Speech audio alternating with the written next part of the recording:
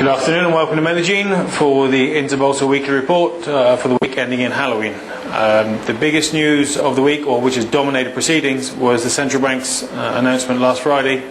First up, they left rates where they were at 4%. We were expecting a cut to 3.5%, but we expected that on the basis they wanted to protect the dollar and try and depreciate the peso somewhat. But instead, the central bank basically announced they had $1.5 billion at their disposal to either buy dollars and also at the same time buy test bonds to add liquidity to the market.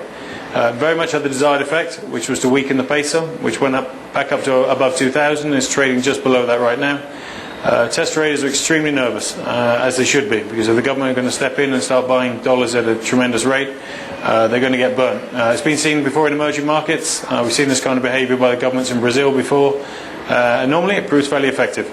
They also withdrew the volatility bans from the peso, which would be a good thing. If they leave it like that and leave the peso to fully float, that'll be tremendous. Obviously, short term, what they were after is the fact that the peso can weaken as far as it wants without them being obligated to buy pesos. The test market's been pretty stable, underpinned by that move. The equity market, on the other hand, has been pretty weak this week. The results season's underway, and it's not been a great results season. Also, there's a lot of feedback that various companies are disappointed that the macro situation looks okay, but consumers are simply not spending money. So the market's just drifted off all week. As I say, we mentioned the central bank earlier. Didn't cut rates. It does leave them another, we think, 50 basis points on the table if they want to cut rates, if they need another measure. The only other macro data this week was the unemployment number for September that just came out, 12.2%. That's the 3-month moving average figure for the country. It was 11.4% this time last year. So we're seeing a drift upwards, and I don't think it really surprises anyone, because the Danny, when they report data from the retail sales, from the hotels, always has an employment sector, and as we've seen, year-on-year employment has been a problem. In politics, it's all been about the neighbours. Hugo Chavez has had a spectacular week, even by his styles. What do we have first up? He accused the defence minister here of being mentally retarded, which was a nice comment, obviously. Second up, we had the 2 spies he's arrested, except I don't think Colombia has a spying agency, but he's making plenty of capital out of that. The US bases deal was signed a couple of hours ago, except they're not US bases. That's how Chavez would term them. He'll be no less pleased about that. Ecuador, things looking a bit better. A lot of talk about some reconciliation meetings, maybe diplomatic relations. They've obviously taken the restrictions off a lot of imported products. And interestingly, there's a report out of Quito that maybe senior government officials were actually privy to the whole operation some 18 months ago that killed Raul Reyes. If that's so, that's going to take away a lot of the arguments of Ecuador versus Colombian officials right now. The rest of the news this week has all been corporate, and there's an awful lot of it, so we'll go through it very briefly. Argos, they announced that they were looking to sell up to 9.7% of Cementos Argos stock.